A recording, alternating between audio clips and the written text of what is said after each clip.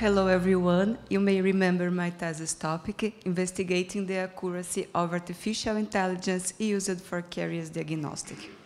My name is Bruna Guimaraes, my supervisor is Martin Kivovic, and my SMS is Alex. My vision is making high-end dental diagnostics accessible to the public, and my mission is applying artificial intelligence for community dentistry.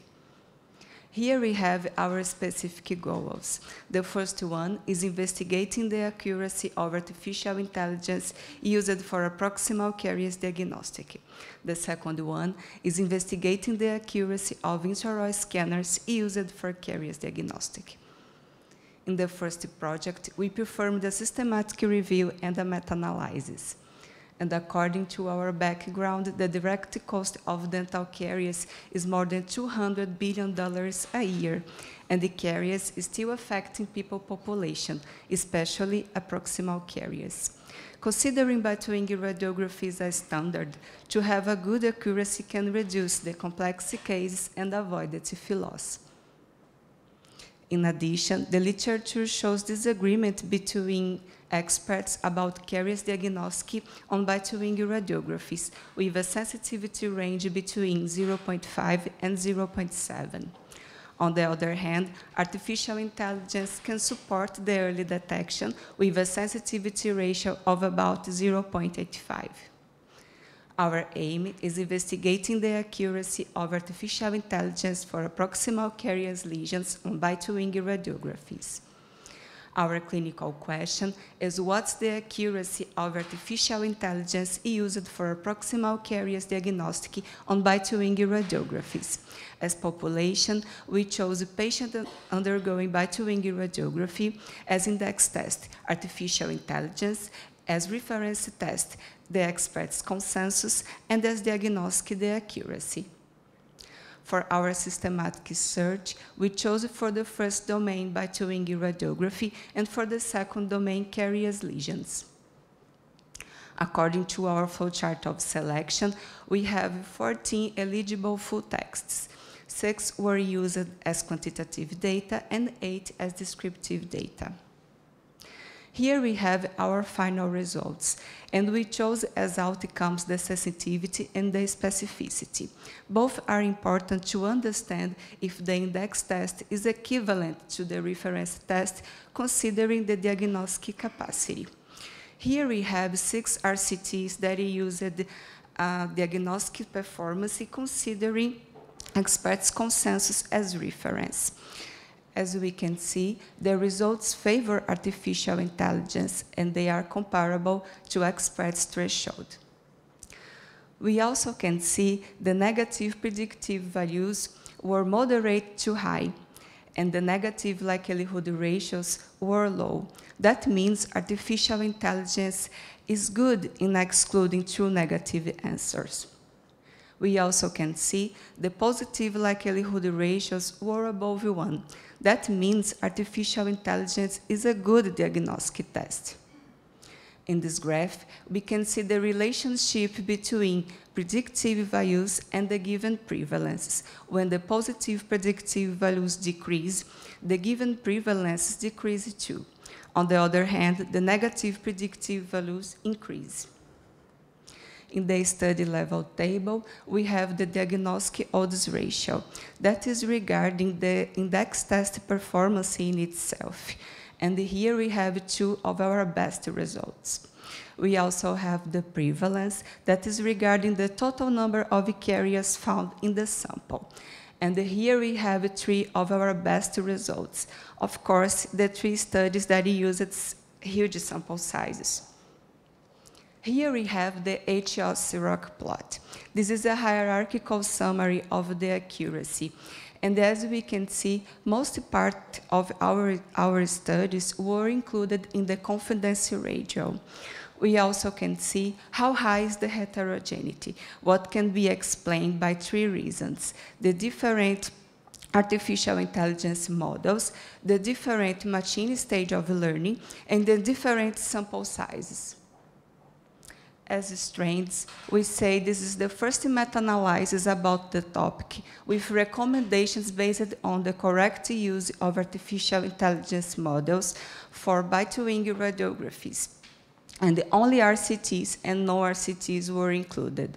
As limitations, the fuzzy gold standard, the low quality of reporting, and the lack of raw data that made it impossible to compare the accuracy between artificial intelligence and the experts.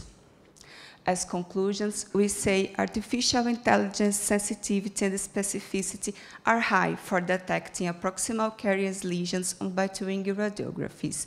And according to the negative predictive values and the negative likelihood ratios, the strength of AI is to exclude true negative answers. As implication for practice, we suggest artificial intelligence should be used as a preliminary step, followed by experts diagnostic. As implication for research, we say trials reporting should be more transparent, and the raw data should be available. A grounded truth should be established. Our manuscript is done, and it was submitted to revision in the beginning of this month. For our second project, we are going to perform a systematic review and a meta-analysis as well. And according to our background, caries is the most common non-communicable disease in the world, and it is still affecting people population. Moreover, the introduction of intraoral scanners in caries diagnostic can support the clinical decision and avoid the teeth loss. The process is simple. The expert starts scanning patient mouth, and where there are demineralized tissues, there is more water, and the water reflects the light of the intraoral scanner, resulting in a bright area with the shape of the lesion. That's why we can say intraoral scanners result in equal or improved sensitivity in comparison to bite-wing radiographies. Our aim is investigating the diagnostic accuracy of intraoral scanners for caries lesions. In our clinical question, we have what's the accuracy of intraoral scanners used for caries diagnostic? As population, we chose extracted teeth, as index test intraoral scanners, as reference test the histological assessment or micro-CT, and as diagnostic the accuracy, with the clinical implication that intraoral scanners can increase dentist's diagnostic accuracy and avoid the teeth loss. In our preliminary search, we chose for the first domain intraoral scanners and for the second domain caries lesions.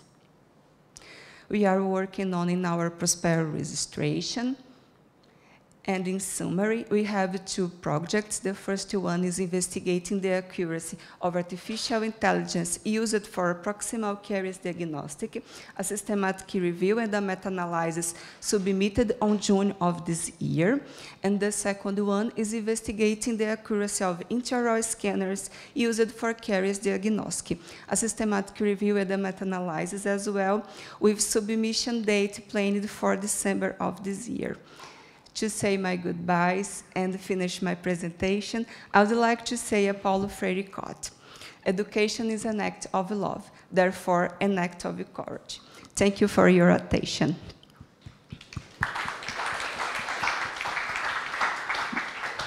How do you imagine this one? So a new patient arrives to your unit, and it's like a pre-triage or something that the patient arrives them without anyone seeing the patient's status. They take bite-wing radiographs, then they process it with the AI, then the expert only checks the diagnosed lesions, or how do you imagine that? Yes, it's correct. And if the results of artificial intelligence for approximal caries diagnostic is positive, the patient will receive the procedure. If not, if the true negatives were excluded, the patient will receive only the procedure that he needs. So we can save more time in the clinical routine. In your second project, you mentioned that the control, the diagnosis will be based on histology and micro-CT. But I'm asking that what happened with in the first project. So those studies using what was the diagnosis? Because this is always a problem, that how can you diagnose? Clinically, there is no gold standard. So if you make a clinical study, you cannot be 100% sure that this is caries or not. So that's why if you compare any kind of new devices, it's difficult clinically. So that's why usually they do in vitro, as you did in the second project, but you didn't mention in the first project that what was the kind of gold standard. Did they make it in vitro, or they can extract it after the diagnosis? That's another solution. And also they can make a kind of diastema, so they can remove or make a distance between the teeth, and then they can use a microscope to judge it. But this is kind of important. And my second question is that I think it was in your research or no, in clinical implication, you suggested that do the AI first and then the expert confirm. But your result suggested that the AI is better than the expert, so it should be upside down. So it's important to say always experts' consensus will be something very subjective. That's why we have this moderate sensitivity. And the introduction of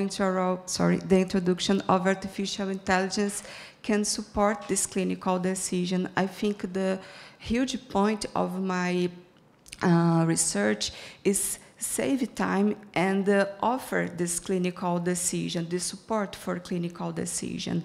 And of course, it would be better if you use like in vitro studies, but we are looking for a solution for that, something more quickly and applicable. And we see artificial intelligence is very fashion now. It is being used in many research and in some kind of clinical softwares as navigation, for example, during the surgery. So it was a very good idea. And as I commented before, it could save time and make the patient avoid unnecessary procedures. I understand, but still I don't know what was the diagnosis criteria for in the first project, in the included study. It was the experts' consensus, so it was very subjective. So it was the opinion of one professional about the existence of caries in the bilingual radiographies, as in our traditional clinical routine. Was there a machine for the type of X-ray machine like used? Like, I mean, if it's a good quality, can that affect the resolution of the final image so that, like, maybe it's not the fault of the experts or the AI, but the good quality of the image produced, or this has no influence?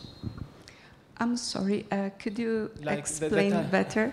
Like the type of X-ray machine or the quality of the X-ray machine used, can that produce a better resolution image that can facilitate the choice of AI or the expert? Is it a confounding factor or not? I mean, no, it's not, because the image came from the digital bilingual radiography. I don't know how deep you are in this project yet, but I would like to ask that there is a difference between the wavelengths among intraoral scanners. So there are some with white light, some with blue light. Maybe they can use both of them. Do you plan to compare those or subgroup by this color?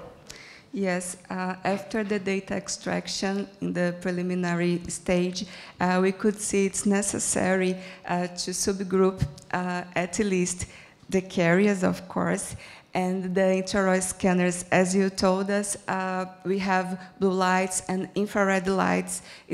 They are the more cited in the articles, so we need to subgroup them.